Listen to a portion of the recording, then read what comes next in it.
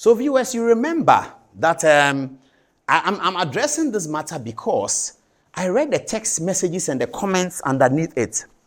And I was completely surprised. So I decided to address it. I think you remember this photograph, viewers. I think you remember this photograph. Last year, I was invited by these two gentlemen that you see here to Oktoberfest in Germany. This is the video. Show them the video.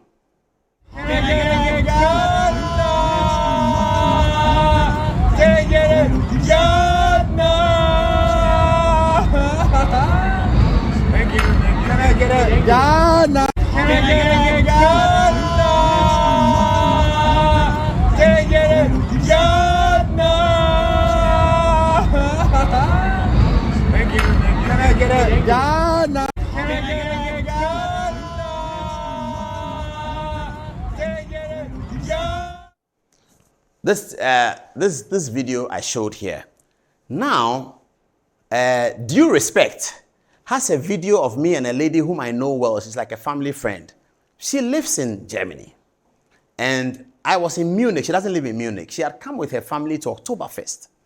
And because I didn't understand German and I know her quite well, I asked her to come along. It's Oktoberfest is a festival, if you know. It's a festival. So it's happening on a park. Everybody's there. It's a very huge park there. And they were showing me German. Some of the park shows German history of German technology, entertainment, fun, all these things, roller coaster, all of that.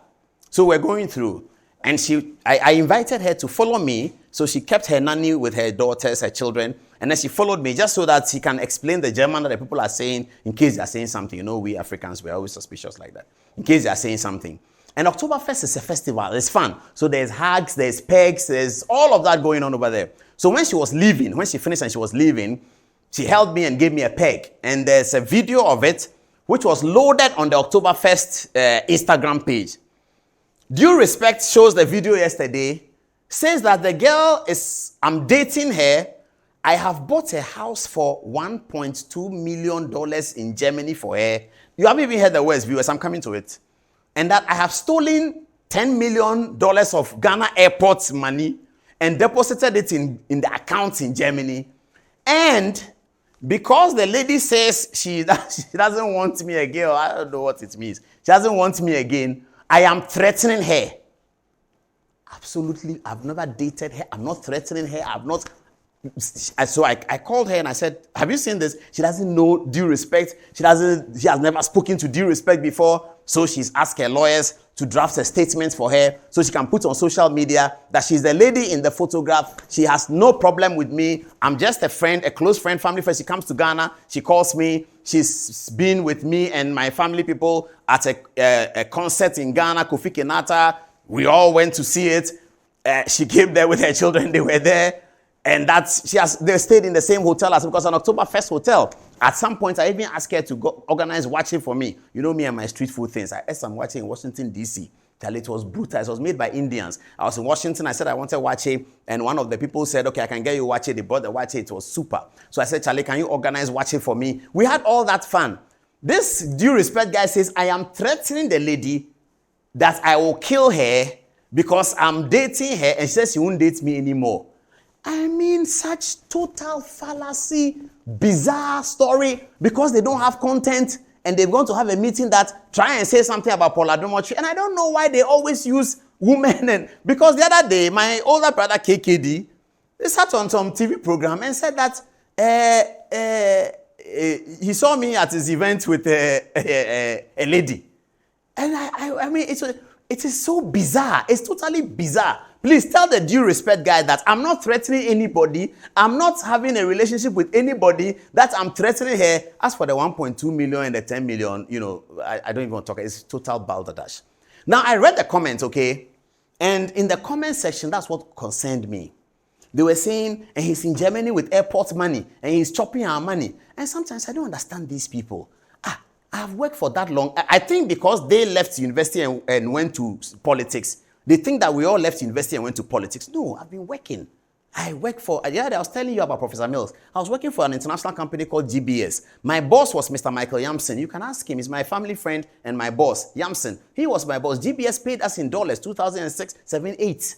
I was working there. When I finished university, whilst I was in university, I was working at a blue chip company called Joy FM. At that time, it was Joy FM. It's a blue chip company. I was a student. The day I wrote my last paper, I'll never forget this, and my roommate is still around. You can ask him. I wrote my last paper at the Great Hall. When I finished the paper, my phone was ringing. It was Samens, my boss. And I was saying that, oh, Charlie, today I finished my last paper. I'm going to jam. Samens should stop calling me. So I picked the phone anyway.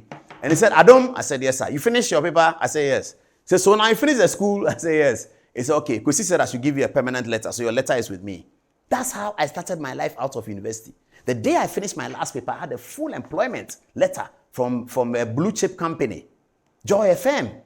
And when I went to take the letter, I was so excited. I brought it to my roommate. He corrected me because the letter said, and I'll never forget this, the letter said my annual salary will be 11.7 million cedis. I can't connect how much it is today, but the figure was 11.7 million cedis. This was 99 or 2000. And I came to my roommate. I said, Charlie, the money they are paying me, I think is wrong. It's too plenty. He said, you fool dread. It be per annum. I said, oh, I didn't read that per annum. I saw the 11 point something million. So that has been my life. Some of them, I'm not saying it's wrong to leave university and come to school. No, I'm not saying it's wrong. But I don't understand why they think that everything is government. The other day when I was working I was on the board of NCA. And my work with government is board member and board chairman. It's not even deputy minister. It's not even deputy minister. It's not board member and board chairman. You steal money. So you're a board chairman of airport and you go and steal money. How do you steal it? How do you steal it? You go to board meeting, they say, agenda, we are opening Kumasi Airport. So management is going to brief the board on this and that. They come, they brief the board. Then all kinds of things come. Then you are stealing the money. You are stealing it how? How do you steal it? I don't know whether that is their mindset. That's why when they are in government, they are in all sorts of troubles. They are stealing what? Anyway, so the guy, the comments were like, he's gone to Germany with our money. When I was on the NCA board, as I'm saying, I was there for 4 years, okay? When I finished, they sent a letter that they wanted to know about board members traveled, and they wanted to know about Paul Adom-Otchere. And NCA told them that for the 4 years Paul Adom-Otchere was here, he never traveled on NCA tickets. How many times did he travel? 0. They should go and tell due respect. Airports, they brought RCI. They want to know how many times the board chairman traveled. Airport told them that once. Airport didn't have to pay for it. British Airways paid for it. It was the time that myself and the MD went to England to talk to British Airways about this same flying to Kumasi directly. British Airways, they own the airline. They bought the ticket and we went there. They told them, airport here, board chairman doesn't travel on airport account. I don't know why they think that everything is you have taken government money. Everything. Why they can't live. I think the loud silence, the due respect guy, has he worked before at all? Has he worked? Because I understand that he got a marriage certificate. He got married to some nice, decent American woman who gave him certificates, and I think he gave him life. Apologies to Kofi Gaps. A complete apology to Kofi Gaps. Kofi Gaps, I'm sorry, I'm not saying anything bad about you. But due respect, he got married to some American nice lady, went to America, and that is the beginning of his life. Marriage certificate is the beginning of his life. Fair enough. God has a plan for everyone. I'm not saying it's anything bad, but they should know that if that is their life, that's not the life that God put other people on.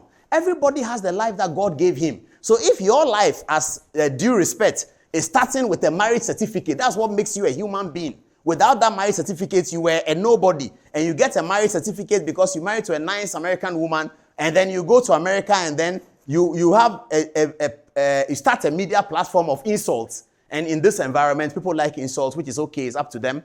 And so you have insults and you are insulting people. Don't think that the people that you are looking at who were doing the journalism for 25 years, that they too, they became human beings with a marriage certificate with a pretty American lady. It's not everybody whose life is like that. Some people have worked. So when you see somebody has gone to Germany, to Oktoberfest, and immediately you think it is government money you are stolen, then there's a problem with you. He says, I've stolen $10 million. And so the lady says her lawyers are going to write that I'm not threatening her. There's no relationship. There's no threat. Anyway.